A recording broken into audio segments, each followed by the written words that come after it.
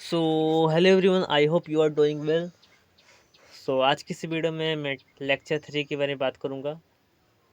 इससे पहले मैंने एग्रीकल्चर मार्केटिंग के 2 लेक्चर प्रोवाइड कर दिए हैं। यदि आपने नहीं देखा है तो जाकर देख सकते हैं। तो चलिए वीडियो को बिना देरी के स्टार्ट करेंगे।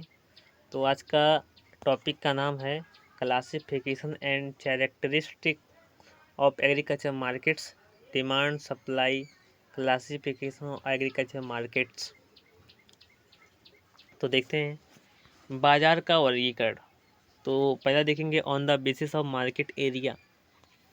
तो एरिया के बेसिस पर देखा जाए तो सबसे पहले हमारा आता है लोकल मार्केट। लोकल मार्केट में देखा जाए तो इस तरह के मार्केट में क्रेता और विक्रेता अधिक दूरी के ना होकर उस मुख्यतः उसी गांव या कस्बे के होते हैं, जैसे दूध, अंडा आदि। आप दूध को बेचना चाह रहे हैं तो दूध को आप ऐसा थोड़ी ना है कि आप एक स्टेट से दूसरे स्टेट में लेकर जाकर बेचेंगे। भाई, जो दूध है ये शीघ्र खराब होने वाली वस्तु है। ओके, अगर जो आप दिन भर में नहीं बेच पाए तो समझ दूध बेकार हो जाएगा। उसमें भंडारण की प्रोसेस तो है नहीं। हाँ, ये बात हो सकता है कि उसको अलग तरीके से प्रोसेसिंग करके किसी अलग रूप में रख सकते हैं, उसको भंडारण कर सकते हैं, इसको स्टोर कर सकते हैं। लेकिन ऐसा थोड़ी ना है कि आप एक दूध को 2 दिन 3 दिन 4 दिन ऐसे बेचो। ऐसा नहीं होगा, ठीक है। तो स्थानीय बाजार में क्या मतलब है कि एक स्थान के ही लोग होते हैं, खरीदने वाले होते हैं, क्रेता विक्रेता उसी स्थान में ही होते हैं। अगला आता है हमारा रीजनल मार्केट, जिसमें इस तरह की मार्केट का क्षेत्र स्थानीय बाजार की अपेक्षा अधिक विकसित होता है। इसमें क्रेता विक्रेता नज़दीकी गांव या क्षेत्रों के उत्पादों का क्रय विक्रय करते हैं। जैसे यह गांव है, और सॉरी, मान लीजिए यह हमारा दसिया गांव है। कौन सा गांव है? दसिया गांव है। और एक गांव का नाम है चतिया। एक गांव का नाम दसिया है और एक गांव का नाम चतिया है। ओके, तो क्या कर रहे हैं, दसिया का प्रोडक्ट लेकर हम क्या करें, चतिया में जाकर सेल कर रहे हैं। तो इसको हम बोलेंगे रीजनल मार्केट। जबकि हम दसिया में रहकर ही हम दसिया में ही मार्केट प्रोडक्ट को सेल करेंगे तो उसको हम क्या बोलेंगे, उसको हम लोकल मार्केट कहेंगे। आई होप समझ रहे होंगे आप। एग्जाम्पल के लिए खाद्यान्न के बाजार, ये हमारा रीजनल मार्केट में आ जाएगा। अगला देखते हैं राष्ट्रीय बाजार, नेशनल मार्केट। तो ये क्या होता है, इस तरह के बाजारों में क्रेता और विक्रेता देश के विभिन्न क्षेत्रों से आते हैं। राष्ट्रीय बाजारों में उन सभी उत्पादों की विपणन प्रक्रिया होती है जो अधिक समय तक सुरक्षित रखे जा सकें, जैसे चाय, कॉफ़ी, जूट आदि। अभी मान लीजिए केरला है और असम है, इन 2 जगह पर क्या हो रहा है, चाय की खेती हो रही है। चाय की खेती हो रही है। अब इसी चाय को क्या कर रहे हैं हम, स्टोर करके दिल्ली हो गया, यूपी हो गया, गुजरात हो गया, एमपी हो गया, एमएच हो गया, तो इन सभी जगह पर सप्लाई कर रहे हैं। तो इसको बोलेंगे हम नेशनल मार्केट। ओके, समझ गए होंगे। अभी और आगे देखेंगे।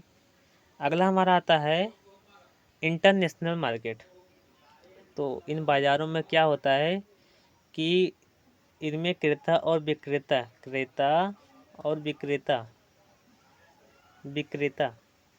देश विदेश के होते हैं। जैसे इंडिया है तो इंडिया व्यापार कर रहा है किससे, इंडिया व्यापार कर रहा है ईरान से, कर रहा है इराक से कर रहा है। ओके, तो इन सब से जो मार्केट करेगा उसको हम बोलेंगे इंटरनेशनल मार्केट। जैसे चीनी हो गया, मशीनी हो गया, सोना हो गया। सोना का मार्केट भी हमारा देखा जाए तो सोना का मार्केट भी होता है।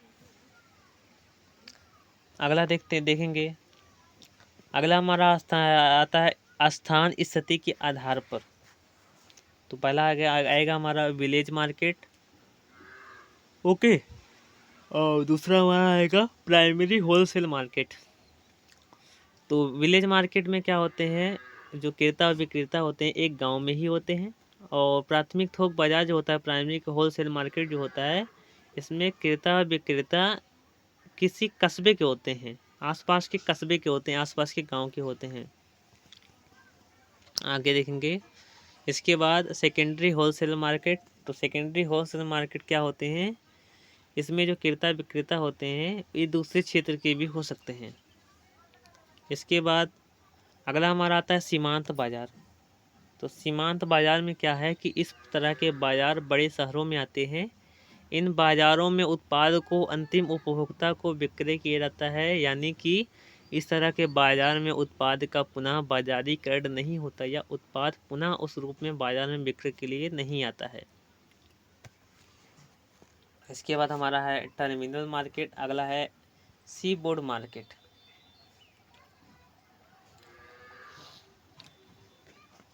नेक्स्ट हमारा आता है on the basis of time.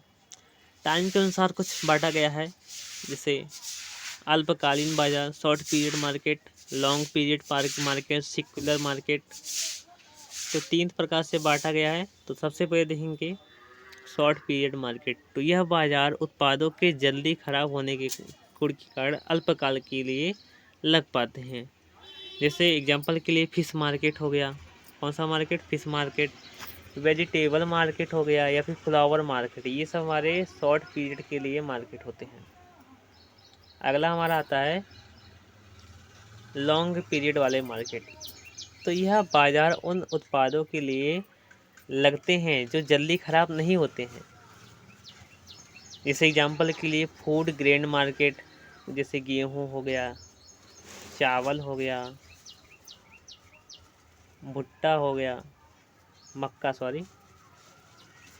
हो गया।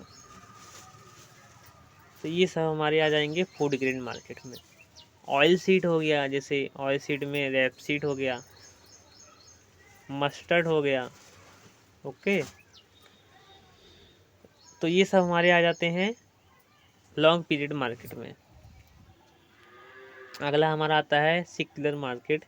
तो इस तरह के बाज़ारों में ऐसे उत्पादों या इस उत्पादों को क्रय विक्रय के लिए लाया जाता है जो बहुत लंबे समय तक खराब नहीं होते हैं। जैसे मशीनरी में जैसे कोई ट्रैक्टर हो गया, ओके, या फिर मैन्युफैक्चर गुड्स हो गया मार्केट इट्स। अगला देखेंगे, अगला हमारा आता है, तो अगला देखा जाए हमारा on the basis of volume of business. तो बिजनेस के वॉल्यूम के अनुसार बांटा गया है, जैसे थोक मार्केट एंड रिसेल मार्केट।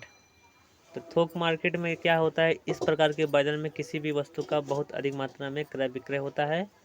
इन बाजारों के क्रय विक्रय सामान्यतः व्यापारियों के मध्य होता है। ओके,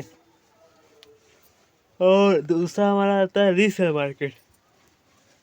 इनमें उत्पाद का क्रय विक्रय होता है, वो कम मात्रा में खुदरा विक्रेताओं एवं उपभोक्ता के मध्य होता है। चलिए ठीक है। अगला हमारा आता है 5वां, उत्पादों की प्रकृति के आधार पर। तो ये इम्पोर्टेंस नहीं है। अगला आता है हमारा